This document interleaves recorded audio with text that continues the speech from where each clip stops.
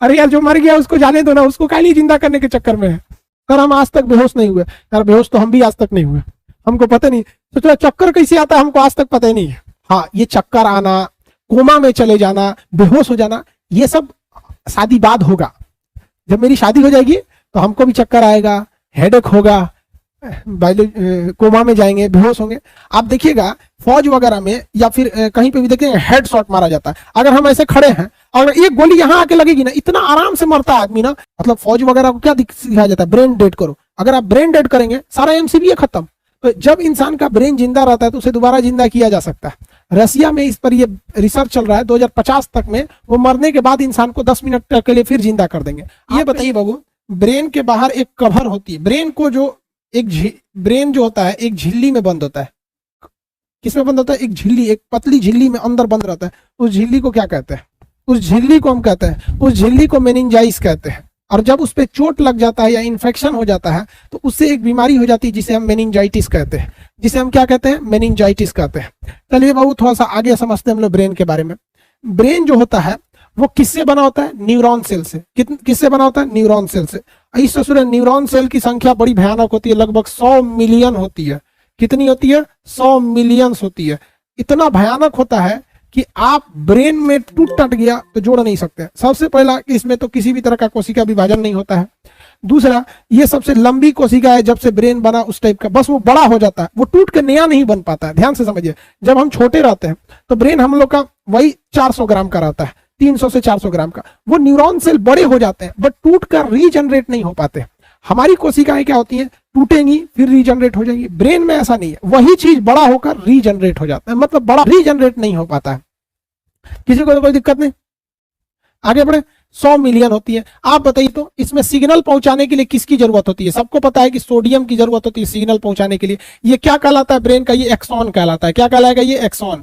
Neuron बना होता है, इसकी ये पूंछ जो हो गई ये एक्सॉन हो गई। यहाँ पर समझ में आ गया कि नहीं? ये लास्ट हो जाती है टर्मिनल, यहाँ इसका वो होता है, मतलब न्यूक्लियस पाया जाता है। ब्रेन जो है भाई, आप ध्यान से समझिए, ब्रेन हमारे शरीर का बहुत इंपॉर्टेंट हिस्सा होता है। जब इसमें सोडियम की कमी होती है तो हमें चक्कर आके गिर जाते हैं, तो हम क्या हो जाते हैं? बेहोश हो जाते हैं। चक्कर आकर गिर जाते हैं, हम क्या हो जाते हैं? बेहोश हो जाते हैं। ब्रेन में सबसे ज्यादा जरूरत किसकी होती है? सोडियम की।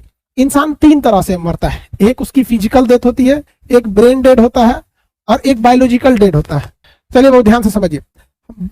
एक नेचुरल डेथ क्या होती है? आदमी बीमार पड़ा, शरीर भी झूल गया है, बुढ़ौती आ गया, जैसे हमारे उम्र के आएंगे लोग तो बहुत दिक्कत हो जाएगा, सोच रहा नहीं अच्छा से काम नहीं करेगा और बूढ़ हो जाइएगा, बूढ़ सूढ़ हो जाइएगा, शरीर भी मरेगा, ब्रेन भी मरेगा। ये नेचुरल डेथ हो गया। एक्सीडेंटल डेथ तो पता है, सोच रहा गाड़ी उड़ी से टकरा के मर गए यहाँ पर। लेकिन 2 डेथ समझिए, एक बायोलॉजिकल डेथ, एक ब्रेन डेड। जब हम मरते हैं तो मरने के लगभग 10 मिनट बाद तक ब्रेन जिंदा रहता है। अगर कोई मर गया है 10 मिनट बाद तक वो ब्रेन जिंदा रहता है। तो जब इंसान का ब्रेन जिंदा रहता है तो उसे दोबारा जिंदा किया जा सकता है। रसिया में इस पर ये रिसर्च चल रहा है, 2050 तक में वो मरने के बाद इंसान को 10 मिनट के लिए फिर जिंदा कर देंगे। आप कहिएगा 10 मिनट में क्या होगा?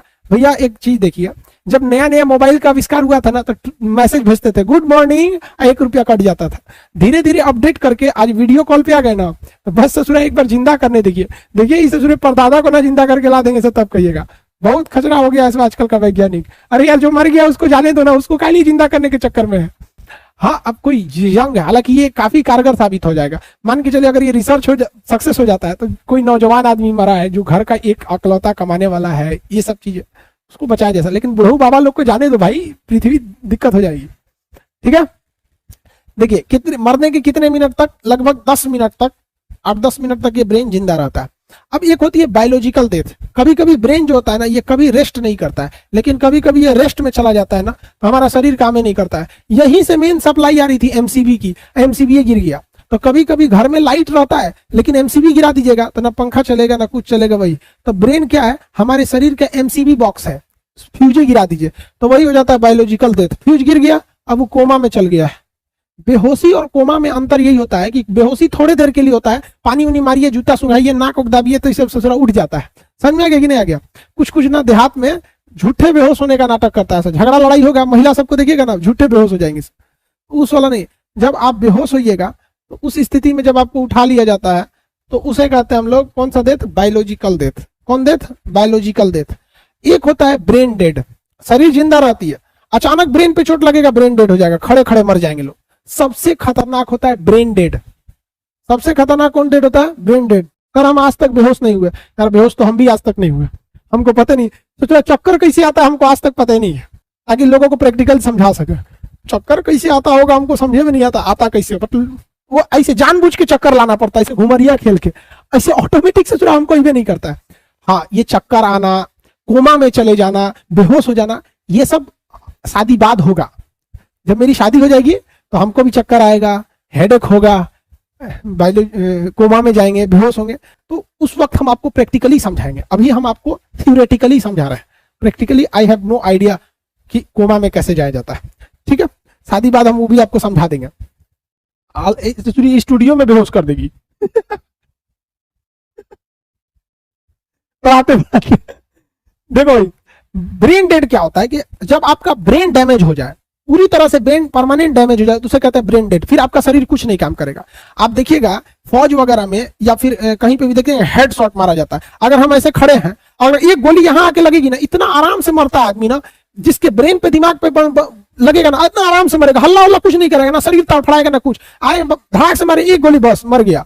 अब जितना 1-2 सेकंड तक बॉडी बैलेंस में रहेगी धाए से आराम से गिर जाएगा, चू चाक कुछ नहीं करेगा, सटाक से मर जाएगा। वो ब्रेन डेड होते हैं सब। अब ओके, सीना में गोली मारी है तो पहले बाप बाप चिल्लाएगा, ओ बाप बाबा हो दुखाता, हॉस्पिटल ले चलो, हाई करो। अरे ससुर तू नहीं, ओकरा भेजा पे मारो, सीधे चल जाएगा। इसलिए स्नाइपर जो होते हैं सब ना, वो बॉर्डर पे देखिएगा ना, आप देखते होंगे मूवी में, मारा मर गया, बगल वाले को पता नहीं चला, आराम से मर जाएगा वो। अगर आप किसी को कहां मारिए, मतलब फौज वगैरह को क्या सिखाया जाता है? ब्रेन डेड करो। अगर आप ब्रेन डेड करेंगे, सारा एमसीबी खत्म। तो अगर मान के चलिए कोई चुपके से आपके घर में एमसीबी गिरा दिया, तो आपको लगेगा लाइट कट गया, ये थोड़ा पता चलेगा कि सोचा कौन एमसीबी गिरा है, सीधा एमसीबी गिर गया, कहानी खत्म। इसलिए ये गड़बड़ हो जाता है। अब बायोलॉजिकल डेथ किसे कहते हैं? जब इंसान का ब्रेन थोड़े देर के लिए रेस्ट में चल जाए, जैसे कोमा हो गया, उसे क्या कहते हैं? Biological death. ब्रेन डेड में कोई नहीं बचा सकता है, खत्म कहानी। शरीर सब ठीक ठाक था, अब आप ऐसे घूमने जा रहे हैं, धाए दे एक गोली लगा, इसे खराब, पूरा शरीर का फंक्शन यहीं से था, सब खत्म। मान के चलिए पेट में गोली लगा, अरे ससुरा निकाल के फेंको, किडनी दूसरा लगाओ, लीवर उबर छेदा गया है तो ठीक ठाक करो, बोरिया बिस्तर सीओ, उसको चल जाएगा। यहाँ कुछ ना चलने वाला है, कुछ नहीं। तो ब्रेन डेड समझ में आ गया? किसी को कोई दिक्कत नहीं?